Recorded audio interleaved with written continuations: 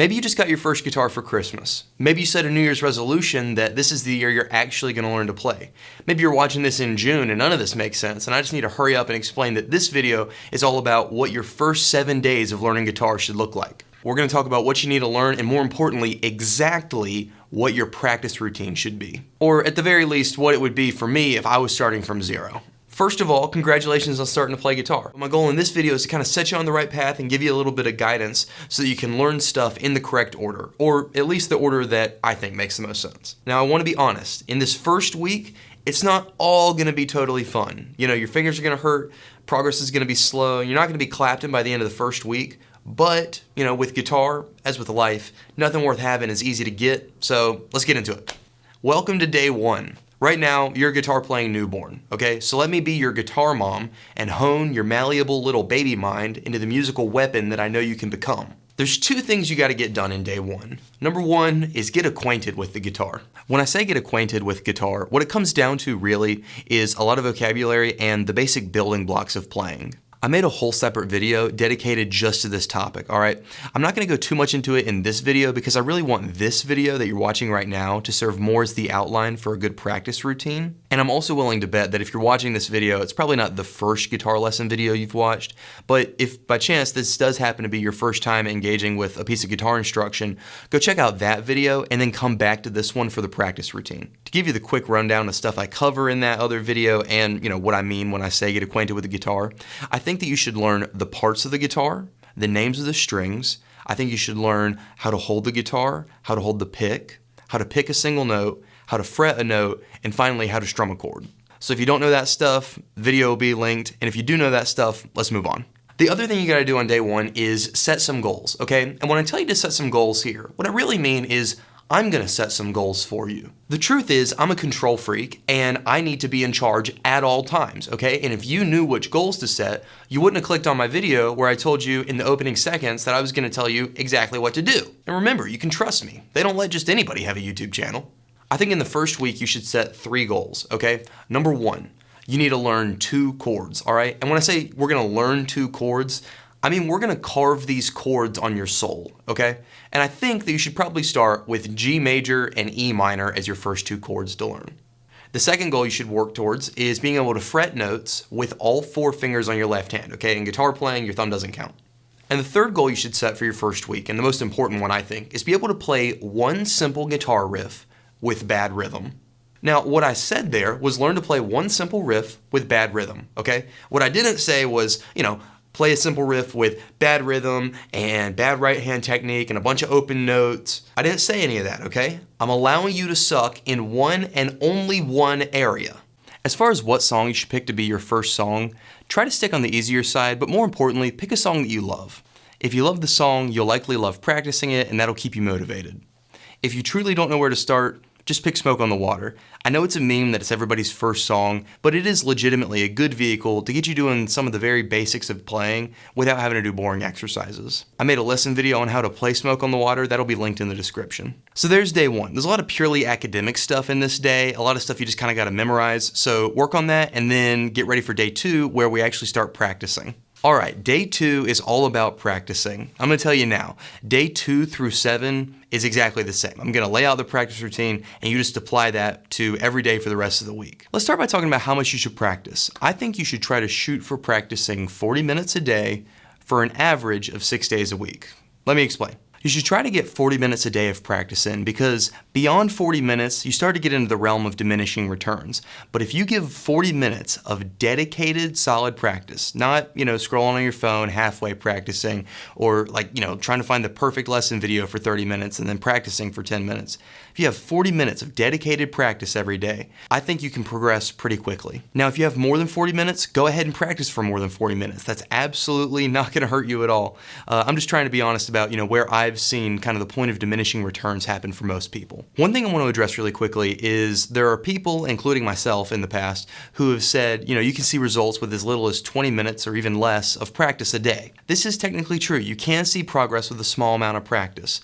But I want to be clear about the fact that I think the value there is not so much in the time you're practicing. I think the value of doing that is sort of trying to play a trick on yourself where you sit down to practice and then you get in the mode of practicing, and then maybe you practice more than 20 minutes. If you really are just practicing 20 minutes a day or less, just being honest, I would expect the progress to be pretty slow.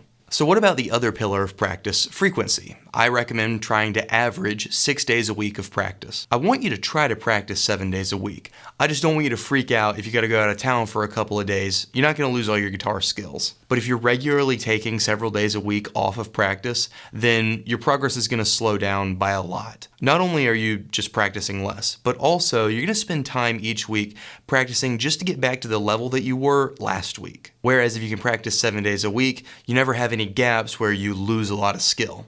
So I say that you should average practicing 6 days a week because I want you to practice 7, but I understand that you have a life outside of just playing guitar, which is of course dumb, but understandable. So with your 40 minutes a day, what should your practice routine look like? I think in order to work towards the goals that we outlined, you should spend 20 minutes a day practicing your song, 10 minutes a day practicing the only chord changing exercise that exists in the whole universe, and 10 minutes a day practicing the spider exercise. Let me break that down. Practicing the song is pretty straightforward, all right? Find the lesson videos, find the tabs, whatever resource you need to try to learn how to play the song, and just run it as many times as you can until you can play it with only bad rhythm. But what about that chord changing exercise? Let's go ahead and break it down. First things first, to do a chord changing exercise, you need at least 2 chords, and I recommended learning G major and E minor as your first 2 chords this week. To play a G major chord is really simple. You take your first finger and you put it on the 2nd fret of the A string.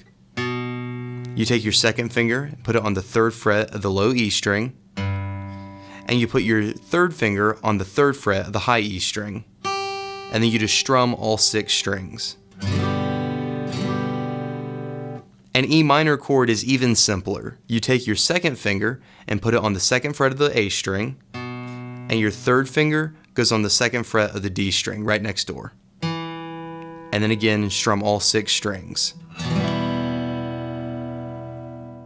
Now, if you recall, the goal this week was to learn 2 chords, and I have you focusing on a chord changing exercise, so that seems a little incongruent. What you'll discover pretty quickly is that when you're actually just putting your fingers in the position to play a chord, you can pretty much do it. That really doesn't take very much skill. It might feel like a game of Twister for your hand for a moment, but once you got it, you can just kind of hold that chord shape, and it might take a minute, but you'll get it. If you know where to put your fingers for a certain chord, but you can't change to any other chord from that chord, then you don't really know it. You can't really play it, at least, in any kind of a practical setting at all. And if you could never apply a chord to music, do you really know how to play it? This is why we're focusing on a chord changing exercise to learn chords, okay?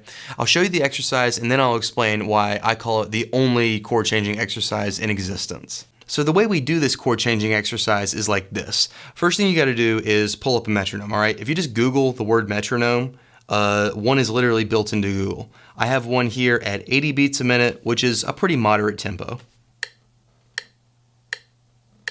You want to count music in 4. So when you're hearing that metronome, in your head be counting 1, 2, 3, 4. I'm going to play G on the downbeat, on the 1 beat. So when I count 1, I'll be playing G. It'll be like this. 1, 2, 3, 4. When 1 rolls around again, I want to have my hand ready to play E minor. 1, 2, 3, 4. Now, what I want to draw your attention to here is this exercise is not the following. It's not 1, 2, 3, 4, 1, 2, 3, 4, where you let the chords ring out. It's real quick and it's pretty short. It sounds like 1, 2, 3, 4, 1, 2. Anyway, the reason you don't want to let the chords ring out is because this exercise is all about having time to change your hand, okay? So you play the chord on the 1 beat, but for the remaining 3 beats of the measure, you can look, you can get your hand in position, but you can't play again until the 1 beat of the next measure when your chord is ready. The idea here is that you're giving yourself time to move your hand, because if you were to let the chords ring out, then you'd be trying to change chords in that fraction of a second between, the 4th beat and the first beat of the next bar. And if you're doing that, it really doesn't matter how slow or how fast you're going because you got to change chords instantly anyway. This is about slowing down and giving you that time. So as you get better, you can progress faster and faster. You can say 1, 2, 3, 4, 1, 2, 3, 4. But don't get fooled into thinking that you're playing guitar here. This isn't about playing guitar.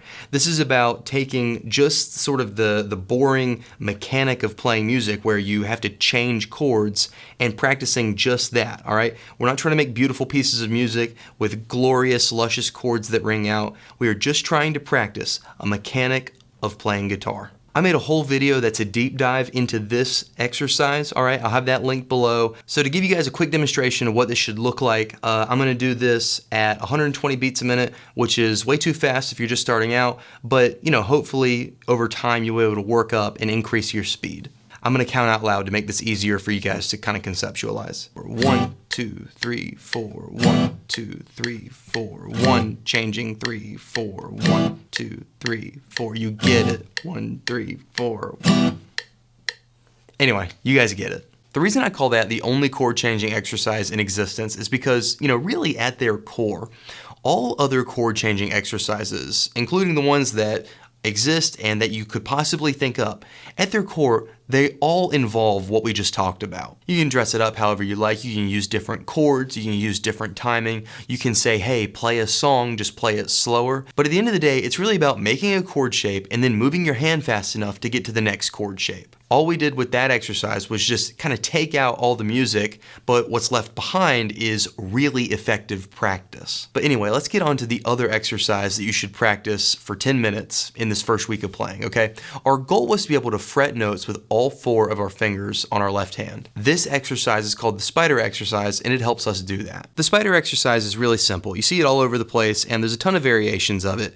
The variations aren't super important, okay? I'm going to show you a basic version, but the point here is to just get your fingers kind of moving around the neck. If you're just starting out, the way you should play the spider exercise is basically take your first finger, put it on the first fret of the low E string.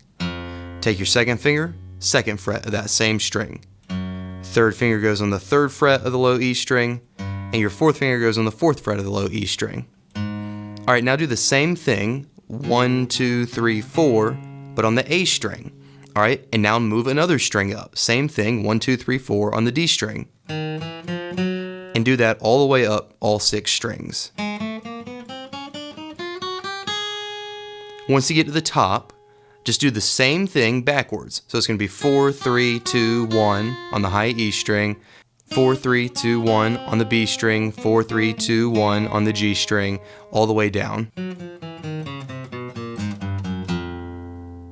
When you've gone all the way up and all the way down, then take this whole hand, take your whole shape, and move it up to the second fret. So instead of being the first fret, second fret, third fret, fourth fret, now it'll be 2, 3, 4, 5. But you can see, what your left hand is doing, what your fingers are doing is still the same. I mean, it's still first finger, second finger, third finger, fourth finger. You go all the way up, so on until you get to the top, and then go all the way back down until you get all the way to the bottom.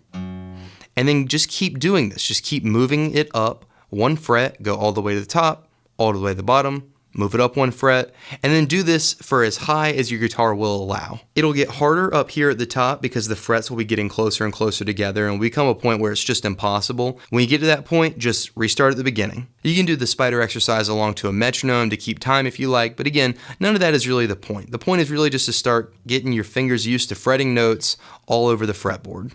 So that's the practice routine. Practice the song for 20 minutes, practice the only chord changing exercise that exists for 10 minutes, and practice the spider exercise for 10 minutes. Do all of that for 40 minutes a day, and that'll round out your first week of playing guitar. That's what your first week of playing guitar should look like.